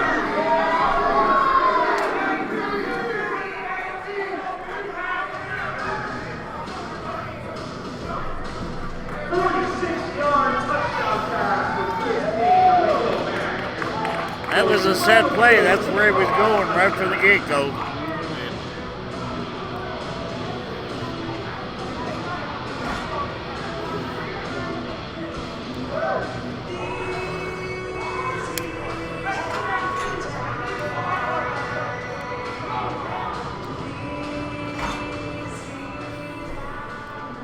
And the clock continues to run. At this point, it might be a blessing. Yeah. Delay game penalty against Team State. A delay game. The clock's still running. Stop the clock! Penalty on the extra point attack.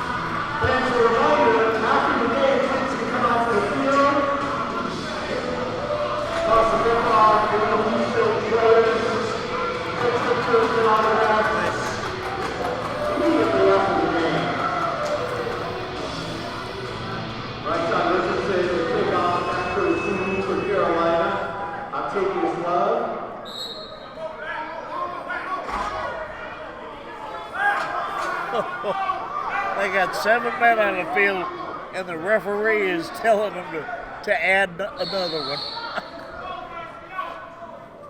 I don't believe it. Is that his job?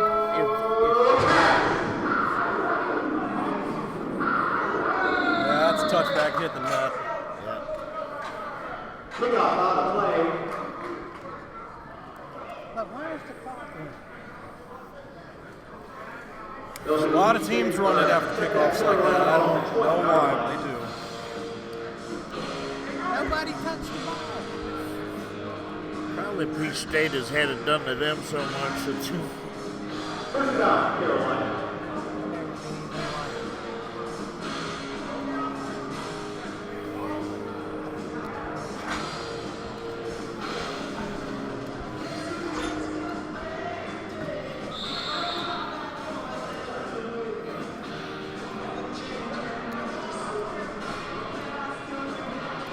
Mark Littlejohn in at quarterback, looking for some kind of spark again.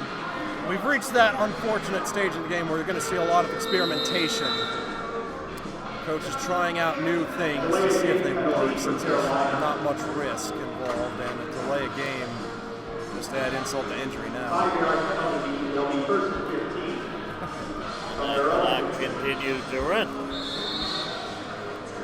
On a penalty.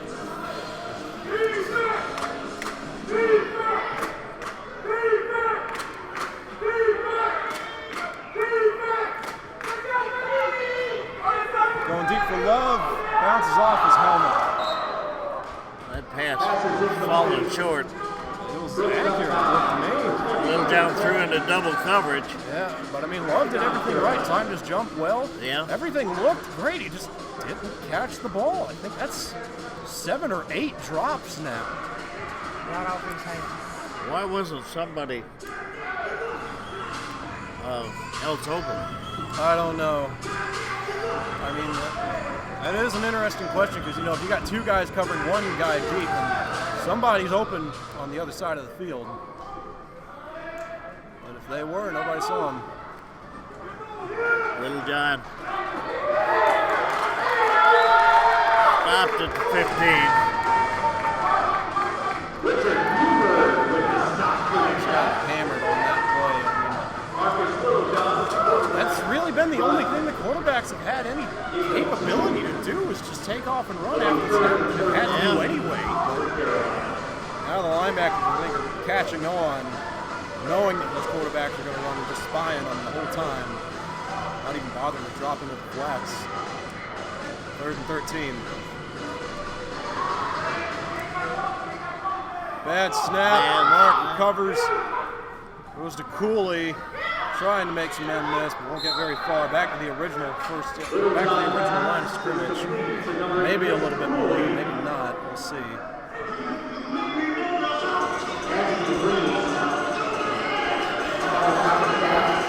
And we're going to call it 4th and 9.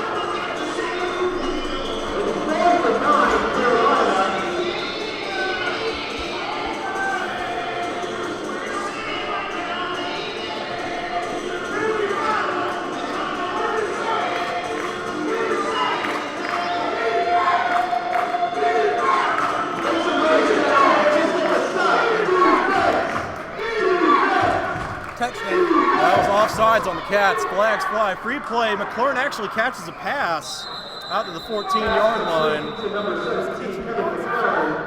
First down. Who's the offside up? Yeah. Yep, offsides penalties declined. So the first positive passing play for the Predators, at least in this quarter. Inside the 15-yard line. It has been a rough ride for them. If they can score here, maybe they'll have just a little something to hang their hat on. I can't tell who that is at receiver, but he's way too close to the line. That was Love. You got to be 3 yards away from the tackle. Mark's going to get sacked. No, breaks away, throws in the end zone interception. Flag is down, probably a hold. And Chris Cooley and Octavius Love and Bingham all combined for the tackle. I'll check the flag, but I think this is going to stand.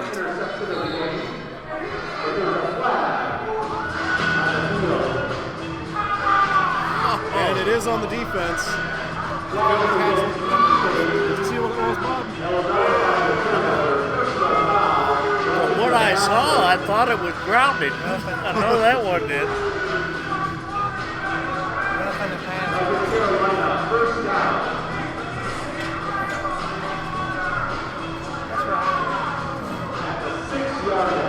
For some reason, they stopped the clock. Well, they It was stopped.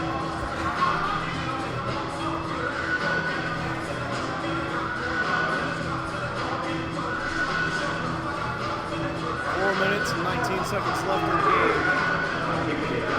Burkett back in at receiver. Little John over the ball. Little John in the shotgun. Little John gets his pass away, and we've got a touchdown. Octavius Love. Great hit there by Love. Just to give them a little something to hang their hats on. Okay. I mean, the line held up. We got the wrong replay cue there, but the line held up, and you don't need all day to throw the ball. You just need a second or two. It just makes you wonder where that's been the whole game. Mueller going to check in at the X spot on this 2-point conversion. Going for 2. High snap with Little John. Mark's got an open lane. He put the ball past, but they called a touchdown or a 2-point conversion. And they still say No, he went over the goal line. The ball was over the line. It was Mark's reach.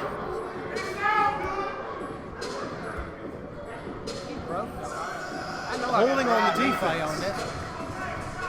Okay, so half the distance. He breaks right there. He's over. He's stuck. Pete State just imploding defensively on this drive. Ball on the 1-yard line.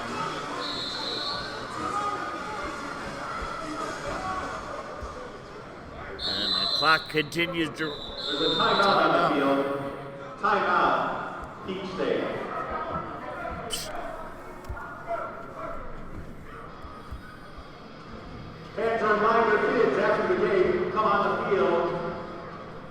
Cats. He broke the line. Look right here. Watch him when he gets right over there.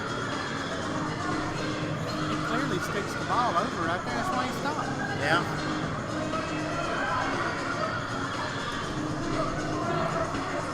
I know it don't matter.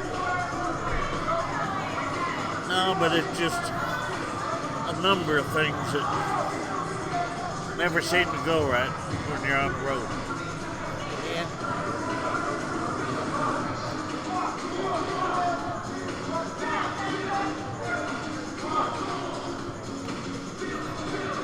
And they're going to have to wait till Donnie Bird and can't tell who else that is. I think it's Bird ahead. The clock starts to run again.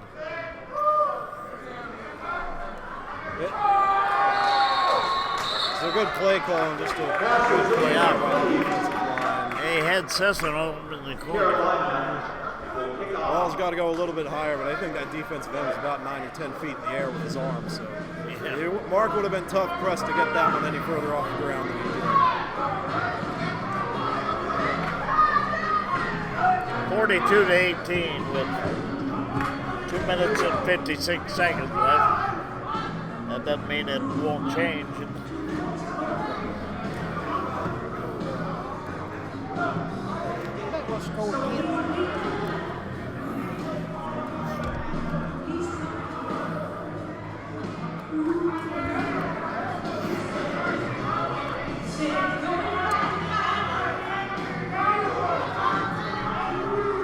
And each state,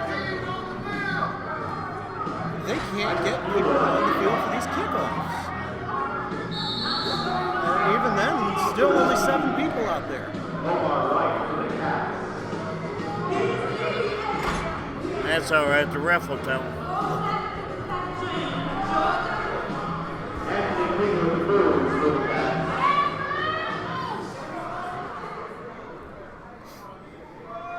Gives a kick. Yeah, that's going out of bounds. Comes out to the 20, right? Yeah. You can keep the ball. Not here, because the Cats didn't supply footballs. We're having to play with ours. Again. I didn't know that. Yeah. Second week in a row.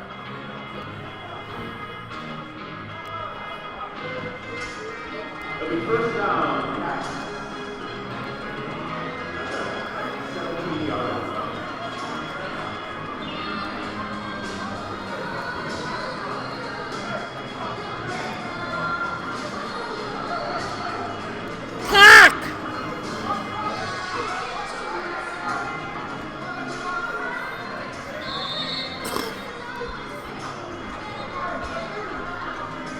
Defense out there for one last hurrah, being really aggressive. Cover 2 again, They going blitzed. deep.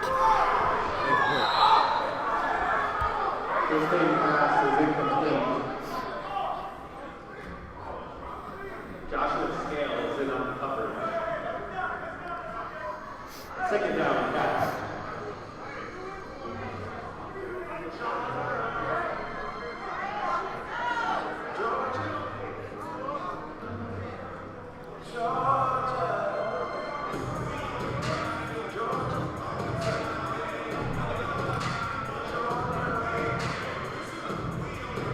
Each state not in a hurry to get to the line.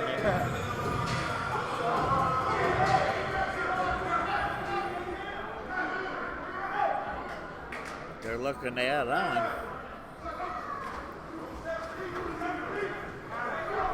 Ball seriously underthrown, still caught.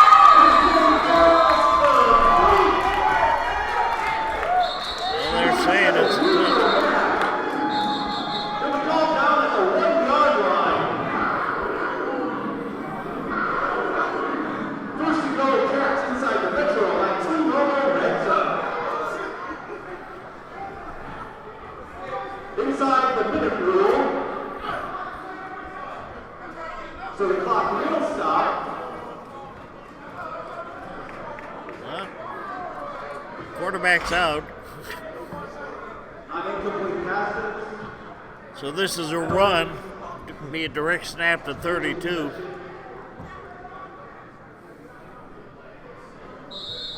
Fans who will join us for our next home game, May 12th against the Cape. They stopped the clock for that one.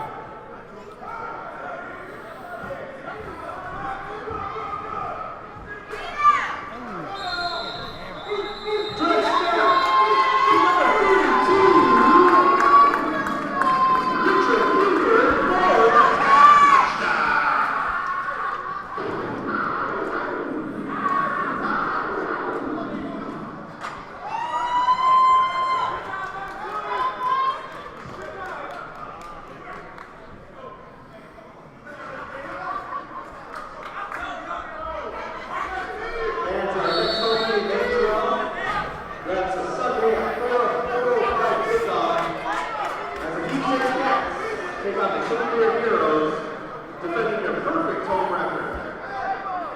They're perfect home record. Bryson Richardson on the extra point.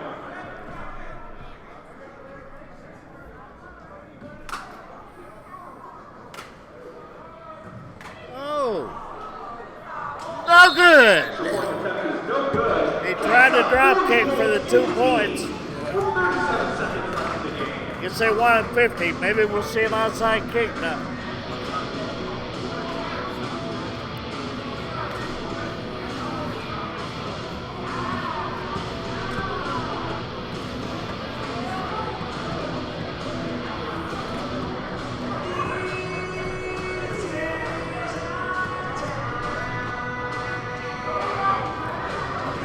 I guess they want to see him score again because they stopped the clock.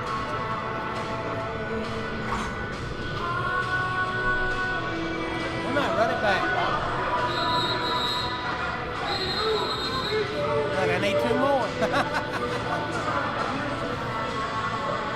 Look, hey, Black.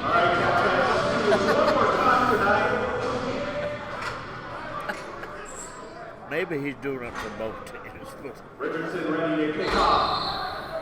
I'm sure he is.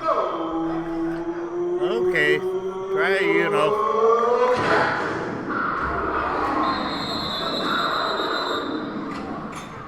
He starts the clock as the ball hits the rope. What you watching? Somebody we lost 6 seconds right there. Oh, hit the roof, and we lost 6 seconds. Well, I think that's a good thing at this point.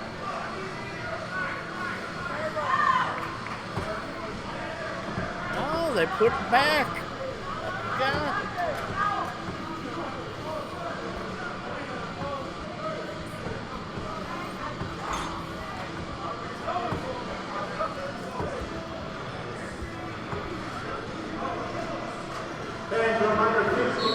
Yeah, that ball that they were using is not an AAL ball.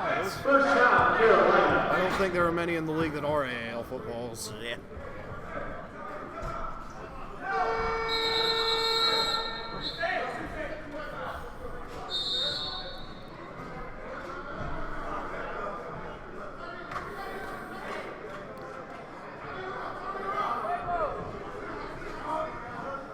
Mark Littlejohn in at quarterback, going from the shotgun. Sends Burkett in motion. And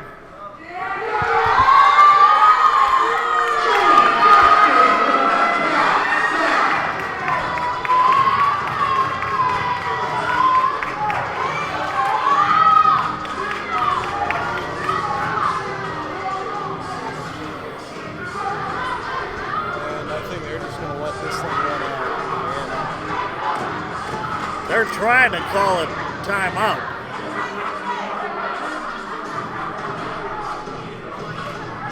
Oh, 32 gets off. What a recovery.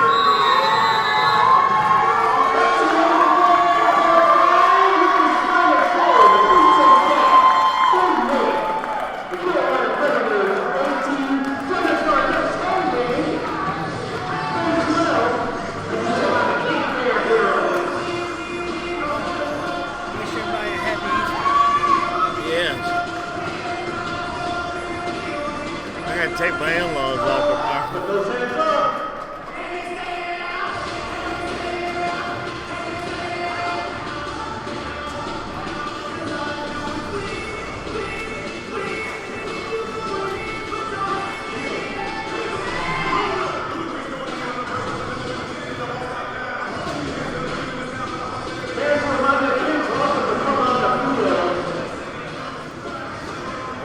nothing else, that's our highest scoring game. The 2-0 at the